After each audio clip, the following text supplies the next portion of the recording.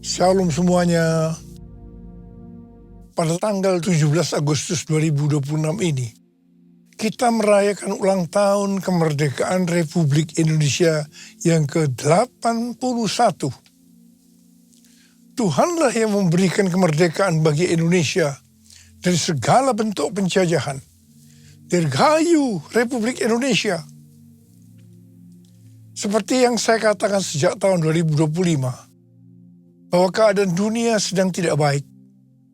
Kita berada dalam tahun yang sukar, sulit, peperangan, bencana alam, ketidakpastian, krisis ekonomi yang semakin intens. Ini juga berdampak terhadap Indonesia. Kita harus banyak berdoa untuk Indonesia. Janji Tuhan dalam 2 Tawaris 7 ayat 13 dan 14 berkata, "Bila mana aku menutup langit sehingga tidak ada hujan, dan bila mana aku menyuruh belalang memakan habis hasil bumi, dan bila mana aku melepaskan penyakit sampar di antara umatku, dan umatku yang atasnya namaku disebut, merendahkan diri, berdoa dan mencari wajahku, lalu berbalik dari jalan-jalannya yang jahat, maka aku akan mendengar dari sorga, dan akan mengampuni dosa mereka, serta memulihkan negeri mereka." Haleluya! Sesuai dengan apa yang dikatakan dalam Yeremia 29 ayat 7, maka kita harus mengusahakan kesejahteraan kota, negara di mana kita tinggal, dan berdoa untuk kota, negara itu kepada Tuhan. Sebab kesejahteraannya adalah kesejahteraan bagi kita semua. Damailah Indonesiaku, damailah Indonesiaku, lawatan Allah terjadi, damailah Indonesiaku. Damailah Indonesiaku.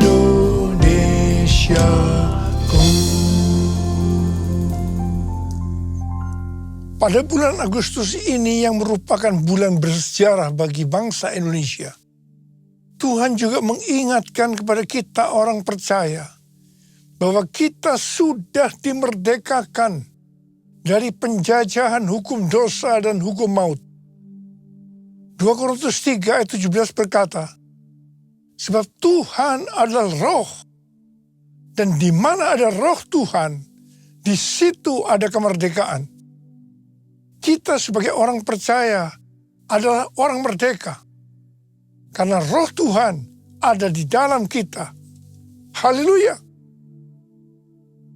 1 Korintus 6 ayat 19 dan 20 berkata, "Atau tidak tahukah kamu bahwa tubuh kamu semua adalah bait Roh Kudus yang tinggal di dalam kamu, roh yang kamu peroleh dari Allah, dan bahwa kamu bukan milik kamu sendiri, sebab kamu telah dibeli dan harganya telah lunas dibayar.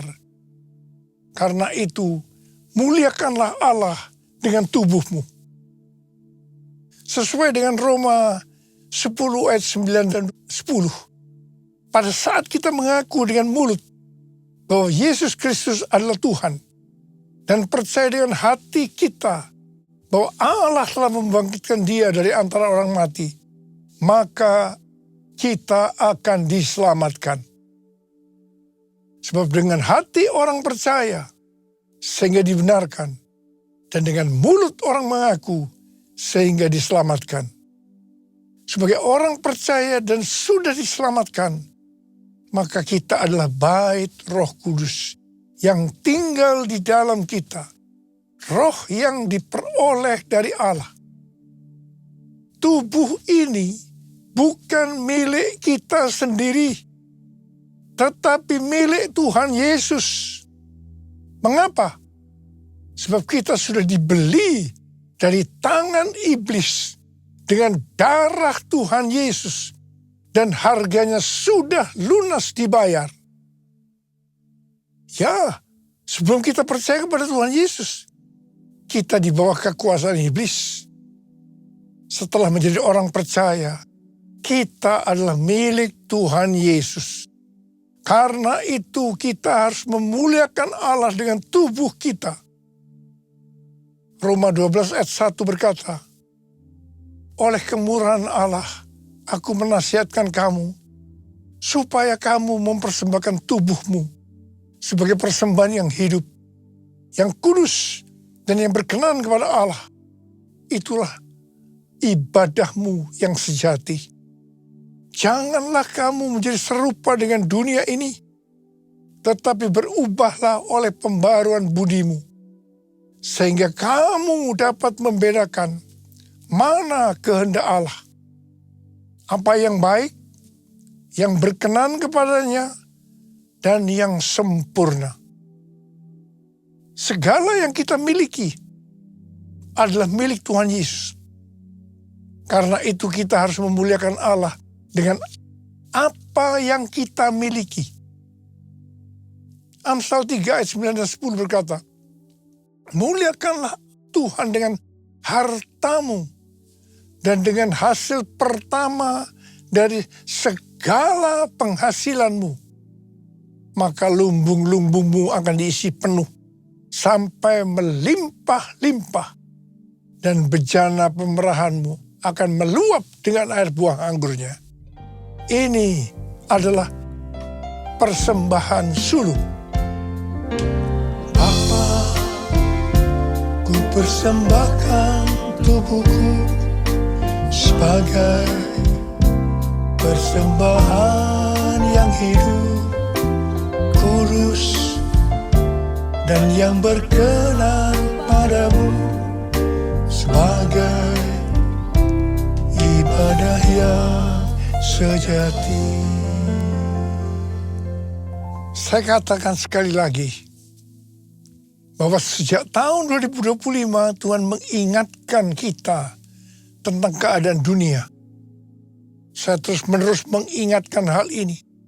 Kita sedang memasuki keadaan yang sukar, sulit, peperangan, bencana alam, ketidakpastian, krisis ekonomi yang akan semakin intens. Memasuki tahun 2026, keadaan ini akan semakin parah sampai dengan hari ini.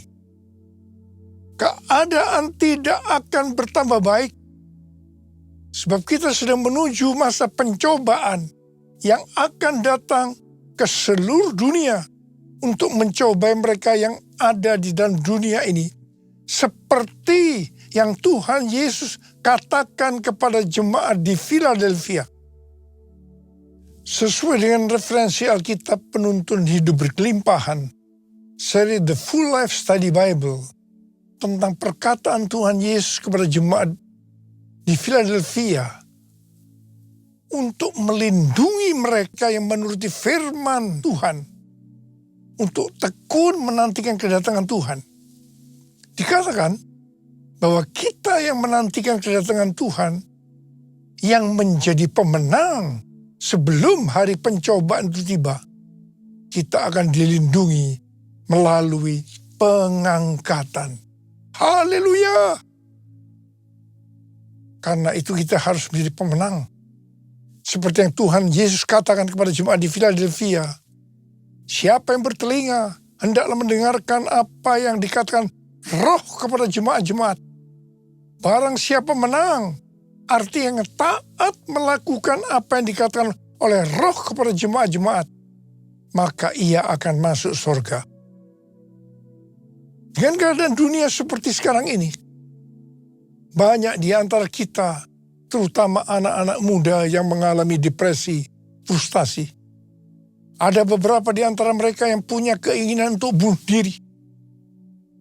Tuhan berpesan kepada kita melalui Filipi 4 ayat 6 yang berkata, janganlah khawatir tentang apapun juga. Janganlah khawatir tentang apapun juga. Tetapi nyatakanlah dalam segala hal keinginanmu kepada Allah dalam doa dan permohonan dengan ucapan syukur. Banyak di antara kita pasti melakukan doa dan permohonan, tetapi banyak tidak disertai dengan ucapan syukur. 1 Tesalonika 5 ayat 18 berkata, ucapkanlah syukur dalam segala hal, sebab itulah yang dikehendaki Allah di dalam Kristus Yesus bagi kamu. Kalau keadaannya baik, untuk mengucap syukur itu gampang. Tetapi kalau keadaan tidak baik, apalagi di dalam tekanan yang berat, untuk mengucap syukur tidak gampang.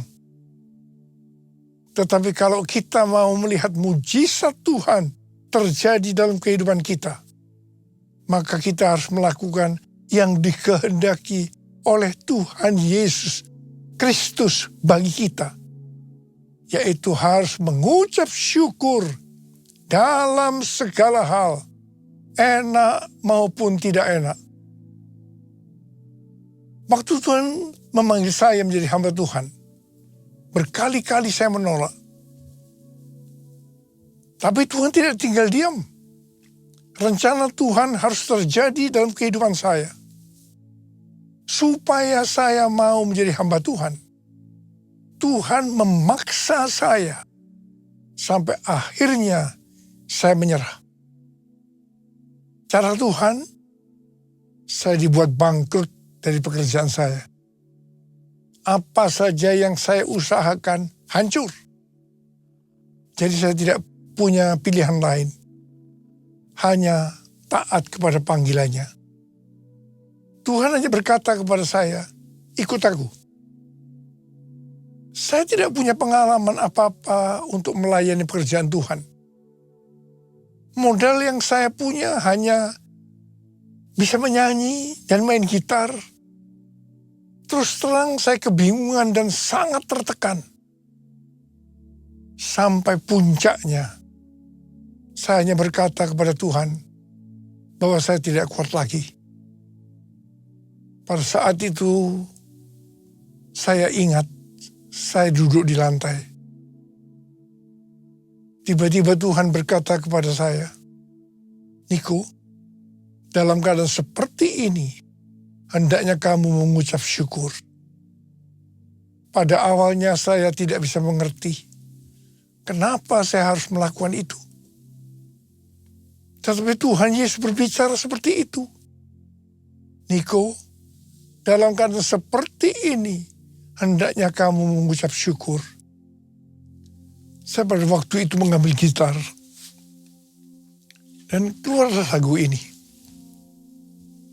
Segala puji syukur hanya bagimu Tuhan.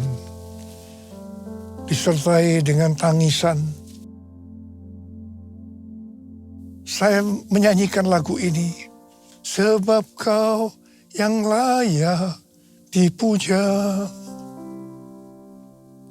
Kami mau bersorak, tinggikan namamu. Haleluya.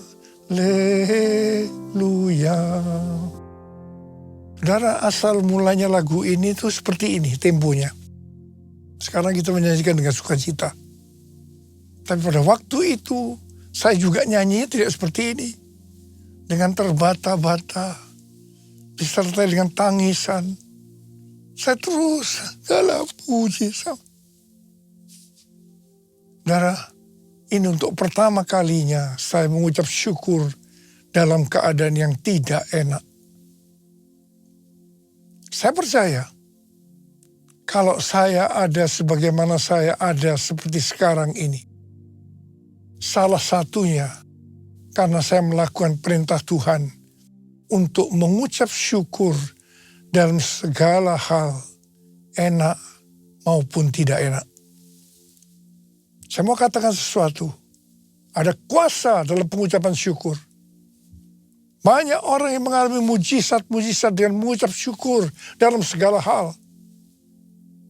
Ada yang mengalami seperti yang terdapat dalam 1 Korintus 2 ayat 9. Apa yang tidak pernah dilihat oleh mata, dan tidak pernah didengar oleh telinga, dan tidak pernah timbul dalam hati manusia, yang disediakan Allah bagi mereka yang mengasihi Dia.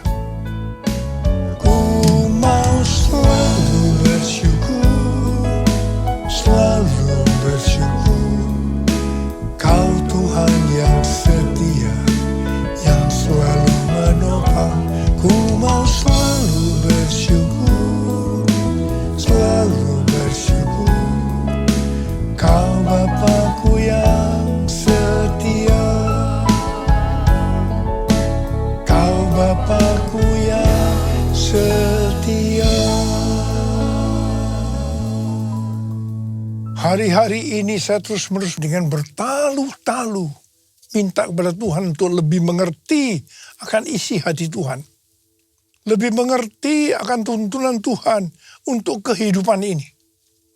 Tuhan menjawab dalam Yeremia 33 ayat 3. Berserulah kepadaku, maka aku akan menjawab engkau dan akan memberitahukan kepadamu hal-hal yang besar dan tidak terfahami, hal-hal yang tidak kau ketahui. Saya banyak berseru dalam doa, pujian, dan penyembahan bersama-sama dalam unity siang dan malam. Tuhan memberikan pengertian tentang tema tahun 2026. Tahun 2026 adalah tahun amanat agung. Begitu memasuki tahun amanat agung, keadaan dunia menuju kepada keadaan yang tidak baik. Lebih lagi, untuk menyelesaikan amanat agung, yaitu supaya Injil diberitakan di seluruh dunia, menjadi kesaksian bagi semua bangsa. Supaya kita memuridkan bangsa-bangsa, goncangan-goncangan harus terjadi. Tema tahun 2026, tahun amanat agung, ini untuk mengingatkan bahwa kedatangan Tuhan Yesus sudah sangat dekat. Tuhan Yesus berkata, Aku datang segera. Untuk menyelesaikan amanat agung, harus dengan pola Tuhan Yesus. Seperti yang terdapat dalam Kisah Para Rasul. Di sini dituliskan, untuk menyelesaikan amanat agung, harus melalui 3 langkah. Langkah yang pertama, harus menerima kuasa Roh Kudus. Waktu Tuhan Yesus akan naik ke sorga, Dia memberikan pesan yang terakhir kepada murid-muridnya. Dalam Kisah Para Rasul 1 ayat 8. Tetapi kamu akan menerima kuasa kalau Roh Kudus turun ke atas kamu. Dan kamu akan menjadi saksiku di Yerusalem dan di seluruh Yudea dan Samaria dan sampai ke ujung bumi. Penyelesaian amanat agung dimulai dari Yerusalem. Kemudian seluruh Yudea dan Samaria dan sampai ke ujung bumi. Setelah itu Tuhan Yesus naik ke sorga. 120 murid berkumpul di kamar loteng di Yerusalem. Apa yang mereka lakukan untuk menantikan pencurahan Roh Kudus? Mereka semua bertekun dengan sehati dalam doa bersama-sama. Artinya mereka berdoa, memuji dan menyembah Tuhan dalam unity siang dan malam. Ini adalah prinsip restorasi Pondok Daud. Ini adalah prinsip menara doa. 10 hari setelah melakukan ini, pada hari raya Pentakosta, tiba-tiba terdengarlah bunyi seperti tiupan angin keras memenuhi ruangan itu. Dan tampaklah lidah-lidah seperti nyala api yang bertebaran dan hinggap kepada kepala mereka masing-masing. Mereka dipenuhi Roh Kudus. Mereka berkata-kata dalam bahasa-bahasa lain seperti yang diberikan oleh Roh Kudus itu kepada mereka untuk dikatakan. Itu adalah bahasa roh. Apa yang terjadi setelah murid-murid dipenuhi dengan Roh Kudus? Hal yang pertama, Petrus berkhotbah sekitar 5 menit. 3.000 orang bertobat dan dibaptis. Dan hal yang kedua, setelah murid-murid dipenuhi dengan Roh Kudus, mereka dipakai oleh Tuhan untuk menyatakan tanda-tanda dan mujizat, sehingga banyak orang yang bertobat. Hal yang ketiga, setelah murid-murid dipenuhi dengan Roh Kudus, maka cara hidup mereka berubah, sehingga banyak orang yang bertobat. Perubahan-perubahan yang terjadi dalam cara hidup jemaat yang membuat banyak orang bertobat adalah yang pertama, mereka bertekun dalam pengajaran rasul-rasul. Bagi kita, ini juga bisa diartikan mereka suka membaca Alkitab. Yang kedua, mereka suka berdoa dan hidup dalam unity. Yang ketiga, mereka suka memberi. Yang keempat, mereka suka memuji Allah dan bergembira, tulus hati, atau hidup berintegritas. Alkitab katakan bahwa mereka disukai semua orang, dan tiap-tiap hari jumlah orang yang diselamatkan bertambah. Haleluya! Langkah kedua untuk menyelesaikan amanat agung menurut Kisah Para Rasul adalah melalui aniaya. Setelah Stefanus dibunuh, terjadi aniaya bagi pengikut Kristus.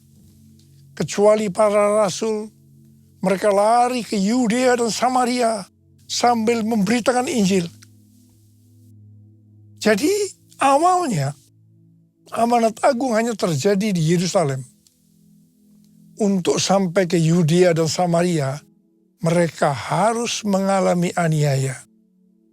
Mereka tadinya ada di zona nyaman di Yerusalem. Siapa yang tidak mau menjadi orang Kristen dengan keadaan yang seperti itu? Tetapi amanat agung belum selesai. Sebab selain Yerusalem, amanat agung harus terjadi di Yudea dan Samaria. Supaya mereka mau menyelesaikan amanat agung sampai Yudea dan Samaria, Tuhan izinkan aniaya terjadi. Metode ini tetap terjadi sampai hari ini. Aniaya terhadap gereja masih diizinkan supaya amanat agung selesai. Langkah yang ketiga, supaya amanat agung selesai menurut Kisah Para Rasul, yaitu terjadi perubahan paradigma dalam pelayanan. Tadi dikatakan bahwa amanat agung dimulai dari Yerusalem, ke Yudea dan Samaria, dan sampai ke ujung bumi. Jadi pada waktu itu pengertian keselamatan hanya untuk orang Yahudi saja. Karena itu amanat agung hanya di Yerusalem, Yudea, dan Samaria saja. Untuk supaya sampai ke ujung bumi. Artinya supaya bangsa-bangsa lain juga mendapatkan keselamatan. Maka Tuhan memberikan keselamatan untuk orang yang bukan Yahudi, yaitu Kornelius. Pada awalnya mereka tidak bisa menerima akan hal ini. Tetapi dengan berjalannya waktu, akhirnya mereka bisa mengerti bahwa keselamatan bukan hanya untuk orang-orang Yahudi saja, tapi untuk semua bangsa, termasuk bangsa Indonesia. Haleluya! Hari-hari ini kita banyak melihat perubahan paradigma dalam pelayanan untuk menyelesaikan amanat agung. Termasuk membuka gereja baru, di mana tempat yang dipakai bukan hanya di gedung gereja saja. Cara ibadah dengan doa, pujian, penyembahan, termasuk bahasa roh, untuk memuji dan menyembah Tuhan. Juga Tuhan memberikan pengertian tentang Pentakosta ketiga. Tuhan memberikan visi kepada gerejanya di seluruh dunia, bahwa target untuk menyelesaikan amanat agung tahun 2033. Juga penggunaan media online secara meluas. Semua ini untuk menyelesaikan amanat agung. Setelah itu, sesuai dengan Matius 24 ayat 14 yang berkata, dan Injil kerajaan ini akan diberitakan di seluruh dunia menjadi kesaksian bagi semua bangsa. Sesudah itu barulah tiba kesudahannya. Tuhan Yesus datang kembali. Maranatha, Tuhan Yesus datanglah segera. Mari angkat tangan kita. Syukur ku naikkan padamu, sembah ku hanya bagimu, bagi anak domba yang datang jadi raja. Bagi anak domba yang datang jadi raja.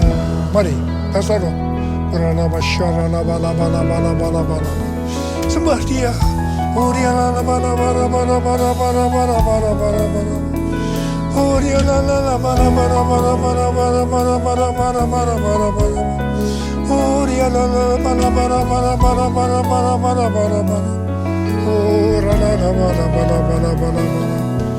Abba, urapi kami, Abba. Urapi anak-anak-mu yang sedang menanti-nantikan kedatangan Tuhan. Urapi kami, taruh tangan di kepala masing-masing. Urapi kami. Terima pengurapan Tuhan, terima.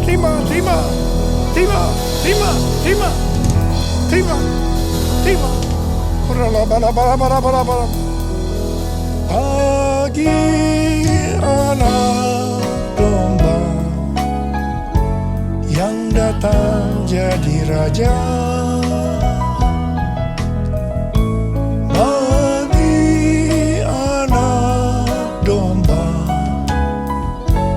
yang datang jadi raja.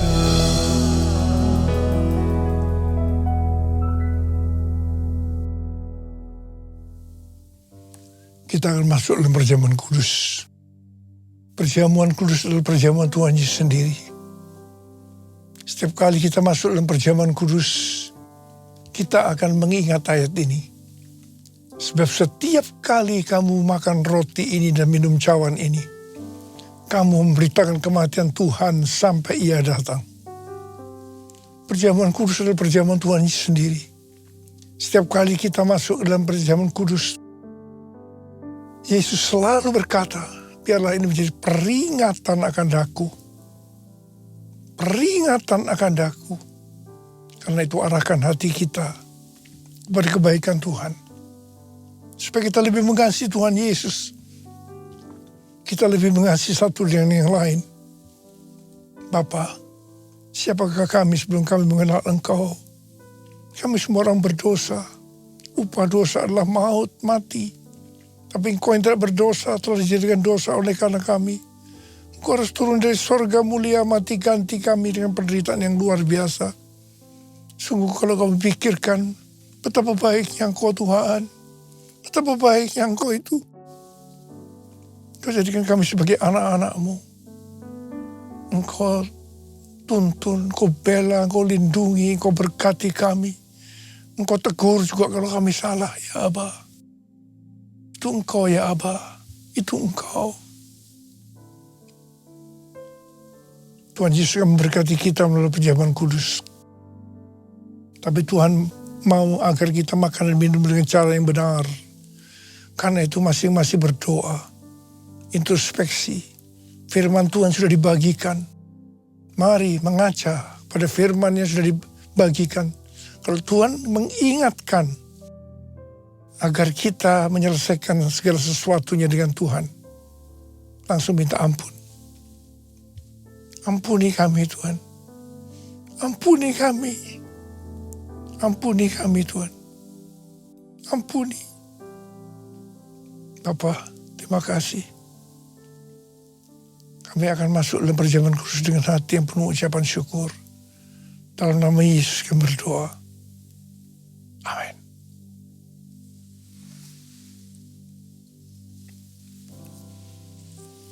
Mari, angkat roti di tangan kanan kita tinggi-tinggi. Sebab apa yang telah kuteruskan kepadamu telah aku terima dari Tuhan. Yaitu bahwa Tuhan Yesus pada malam waktu yang diserahkan mengambil roti. Dan sesudah itu yang mengucap syukur atasnya. Ia memecah-mecahkannya dan berkata, inilah tubuhku yang diserahkan bagi kamu. Perbuatlah ini menjadi peringatan akan aku. Sudah dikasih Tuhan, bukankah roti yang kita pecah-pecahkan ini adalah persekutuan kita dengan tubuh Kristus. Mari kita makan dalam nama Yesus.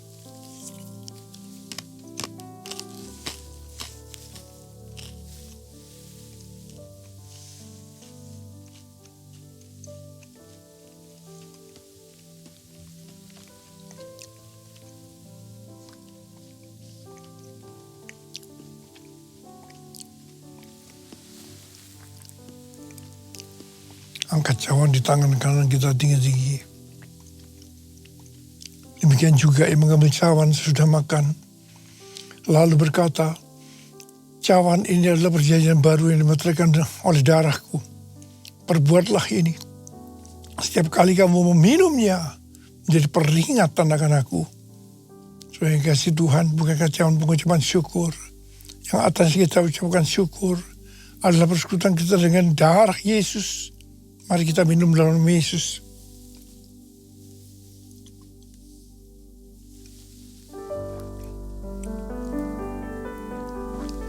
Ucapkan syukur dan terima kasih dengan suara. Tuhan, kami bersyukur Tuhan. Kami bersyukur dan terima kasih ya Tuhan.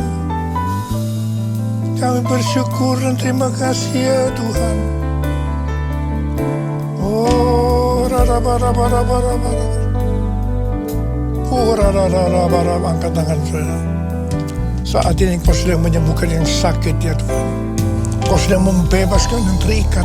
Kau menghibur yang susah. Kau menguatkan yang lemah. Kau memberikan pengharapan yang baru bagi yang datang dengan putus pengharapan. Tuhan terima kasih. Tuhan terima kasih. Tuhan terima kasih. Tuhan makasih Yesusku. Terima kasih Yesusku. Puji syukur hanya bagi Tuhanku. Terima kasih Yesusku. Terima kasih Yesusku. Puji syukur hanya bagi Tuhanku. Terima kasih Yesusku. Terima kasih Yesusku, puji syukur hanya bagi Tuhanku. Terima kasih Yesusku, terima kasih Yesusku, puji syukur hanya bagi Tuhanku. Puji syukur hanya bagi Tuhanku. Puji syukur hanya bagi Tuhanku.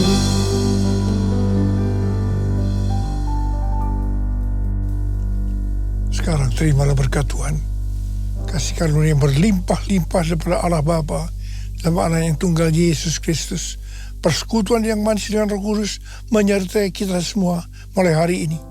Sampai Tuhan Yesus datang menjemput kita di awan-awan dan bahkan sampai selama-lamanya. Yang percaya bersama-sama katakan, Amin.